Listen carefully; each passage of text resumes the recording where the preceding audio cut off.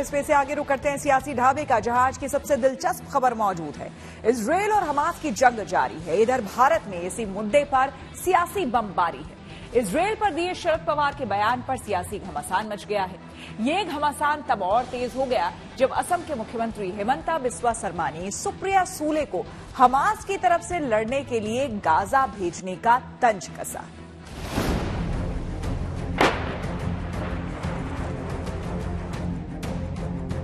मेरा लगता है शरद पवार जी सुप्रिया मैडम को भेजेगा गाजा में। Hemanta Biswa Sharma ji has the same DNA as me.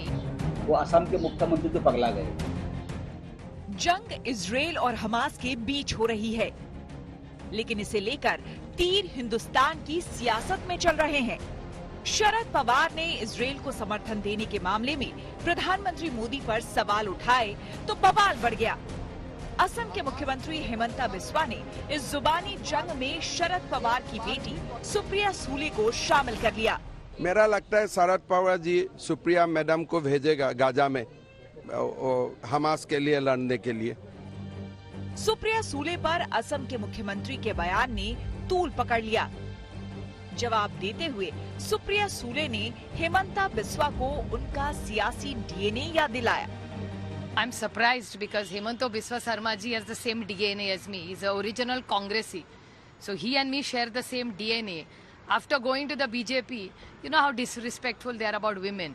So I'm not surprised, but I had hope from Hemanta Biswa Sarma ji because we share the same Congress DNA. So I'm surprised how this change has happened towards women and the approach. It's probably going into BJP's little rubbing off on him, unfortunately, because I was always proud of him. Because I felt कि अपना एक Congress DNA का आदमी BJP में जाके मुख्यमंत्री बना है, ये मेरे लिए बहुत बड़ी बात थी। सुप्रिया सूले पर टिप्पणी को लेकर एनसीपी के शरद पवार गुट का नाराज होना लाजमी है, लेकिन बीजेपी के साथ खड़े अजीत पवार गुट को भी हेमंता बिस्वा का बयान नागवार गुजरा है। आदरणीय हेमंत बिस्वा शर्मा जी ने जो कहा है, तो राजनीति में हमको थोड़ा सा मर्यादाओं का तो ध्यान रखना चाहिए। और अगर शरद पवार जी ने कोई इजराइल के पक्ष में या इजराइल के खिलाफ अगर कोई बात की है या हमास के पक्ष में कुछ बोला है, तो उस पर इस प्रकार की प्रतिक्रिया देना मैं थोड़ा उचित नहीं समझता, जिसमें कि उनकी बिटिया आदरणीय सुप्रिया सूले को घसीटा जाए। इजरायल और हमास की जंग का भारत के चुनावी माहौल में सियासी महत्व है, इसीलिए शरद पवार ने फिलिस्तीन का साथ नहीं देने पर सरकार को घेरा। नेहरू से लेकर वाजपेयी सरकार के स्टैंड का जिक्र किया और इजरायल के खुलकर समर्थन करने पर सवाल उठाए। लेकिन बीजेपी ने इस जंग को आतंक से जोड़ते हुए शरद पवार पर पलटवार किया। महाराष्ट्र के डिप्टी सीएम फडणवीस ने कहा कि दुनिया ने इजरायल में निर्दोष लोगों की हत्या की निंदा की है। शरद पवार को भी आतंकवाद के खिलाफ बोलना चाहिए। इस पर जवाब शिवसेना के उद्धव गुट से आया। तो भाई देवेंद्र जी, एक बार जाइए आप गाजा पट्टी में और इजराइल में और इतिहास समझ लीजिए। अटल बिहारी वाजपेयी की संसद के भाषण सुनिए।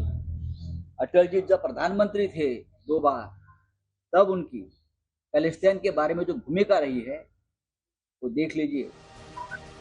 इजरायल और हमास की जंग कब खत्म होगी कहना मुश्किल है, लेकिन तय है कि जब तक ये जंग चलती रहेगी, इसे लेकर हिंदुस्तान की सियासत भी सुलगती रहेगी, क्योंकि नेता जानते हैं कि इस मुद्दे पर वोटों की गोलबंदी मुमकिन है।